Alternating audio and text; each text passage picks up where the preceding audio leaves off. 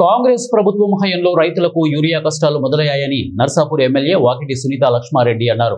మసాయిపేట మండలం కేంద్రంలోని రైతు అగ్రో సేవ కేంద్రం వద్ద రైతుల సమస్యలను అడిగి తెలుసుకున్నారు. ఒక ఎకరాకు ఒక బస్తా ఏరియా ఇవ్వడంపై ఆగ్రహం వ్యక్తం చేశారు.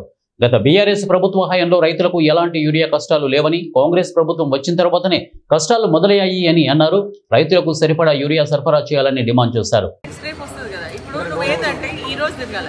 మళ్ళీ రేపు లాడేస్ మళ్ళీ రేపు తిరుగుతుంది. వాళ్ళే ఉండి ఇచ్చారు, ఇప్పుడు మనకు వచ్చింది. రేపు మళ్ళీ ఆ 3 రోజులకు వాళ్ళకు ఇప్పుడు నువ్వు రోజు నీ పనంతా ఆగ్రోస్ ఆయన దగ్గర పోతే ఆయన ఇస్తేనే లేదు మాకు మాసపేటలో. ఆయన షాప్ ఎందుకు పెట్టిన అది చూసి గట్టిగా మీ మాసపేట రూపాయి ఉందని అంటుండు.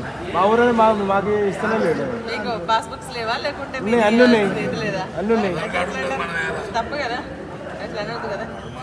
నేను అనేది రోజు ఇవాళ బస్తా తీసుకొని మళ్ళీ రేపు బస్తా వచ్చేదానికంటే 4 బస్తాలు అవసరం ఉంటే 4 బస్తాలు ఇచ్చేయండి. ఆయన పని అయిపోతుంది. మళ్ళీ నేను అగ్రికల్చర్ ఆఫీసర్స్తో కూడా మాట్లాడతా. రోజు ఇట్లా